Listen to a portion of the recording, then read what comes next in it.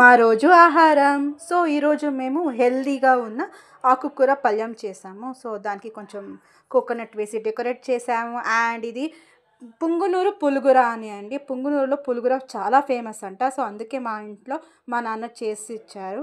So మా నాన్న కాయ తురుము ఇచ్చారు. సో కొంచెం టైం అవుతా ఉంది, తొందరగా తినాలి, కొంచెం తురుము ఇవ్వు అంటే నా దగ్గర పనిస్తారా అని వాదలు చేస్తున్నారు. సో ఇప్పుడు లంచ్ టైం అయింది.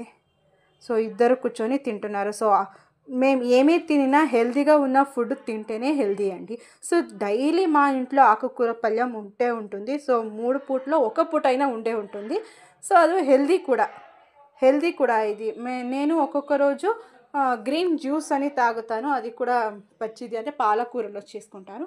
సో హెల్తీగా కూడా ఉంటుంది కదా.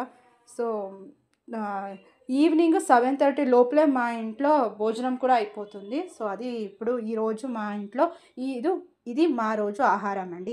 హెల్తీగానే ఎప్పుడు చేసుకుంటుంటాం. మేము బయట ఫుడ్ ఎప్పుడూ మేము ప్రిఫర్ చేయము. ఎప్పుడైనా మంత్లీకి ఒకసారి, లేకపోతే 6 మంత్స్ ఒకసారి, లేకపోతే 3 మంత్స్కి ఒకసారి అంతే. కానీ మేము బయట ఫుడ్ ఎప్పుడు మేము తెచ్చుకోము. ఇంట్లోనే హెల్తీగానే చేసుకుంటాము. సో కొంచెం చలి ఎక్కువ ఉండడం వల్ల కొంచెం వేడివేడిగా అన్నం తింటున్నాము. ఇది మా రోజు ఆహారం. Thank you.